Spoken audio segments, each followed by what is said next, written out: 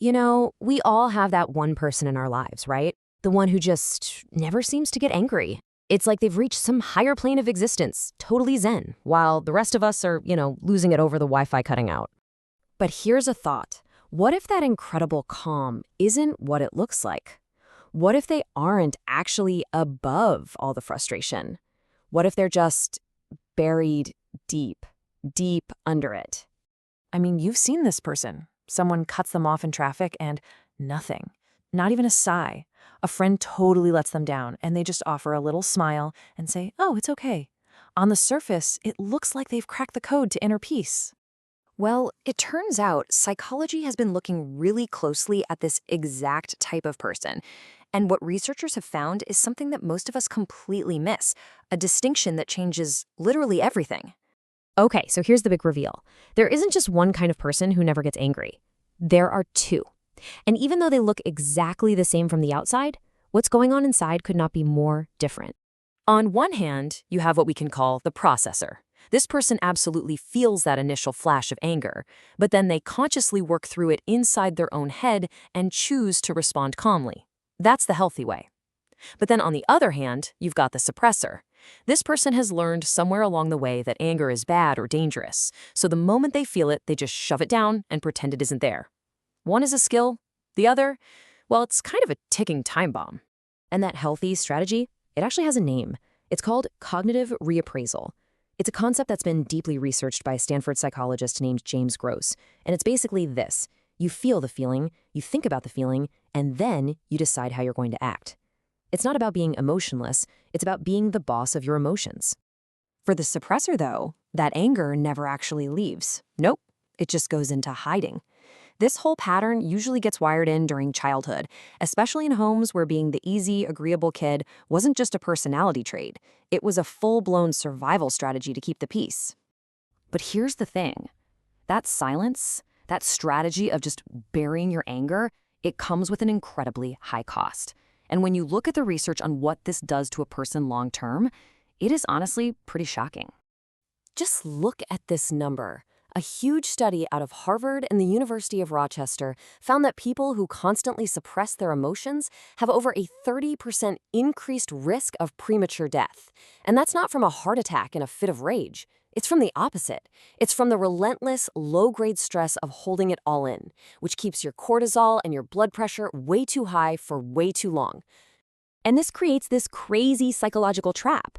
It's something psychologist Daniel Wegener called the ironic rebound effect. It's like if I tell you, whatever you do, don't think about a purple elephant. What's the only thing you can think about? A purple elephant.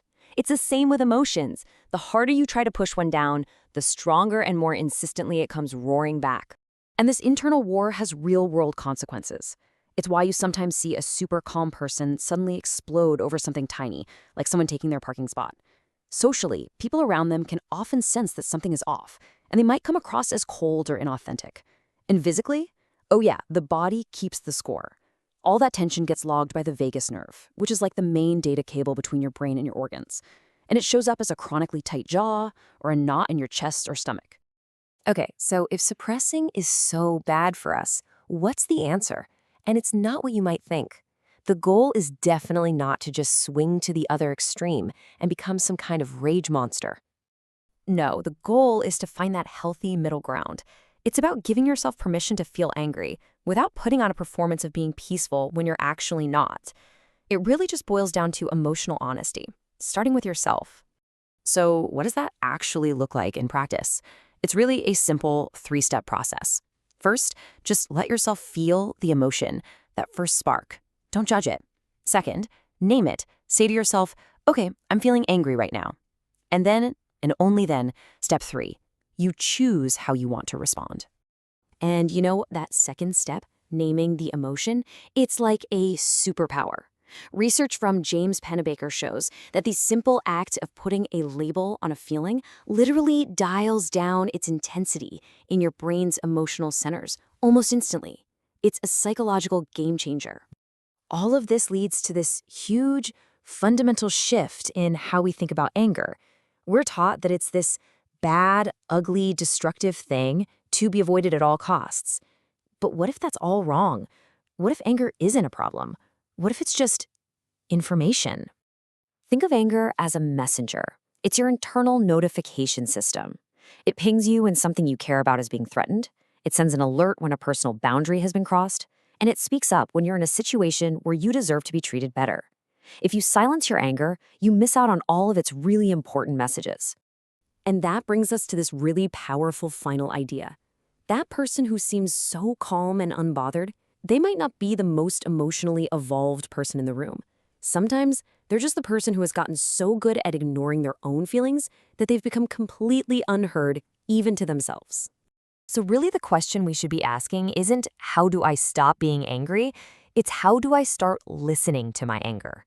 The next time you feel that little flare-up of frustration, before you instinctively push it away, maybe just for a second, pause and ask yourself, what is this anger trying to tell me?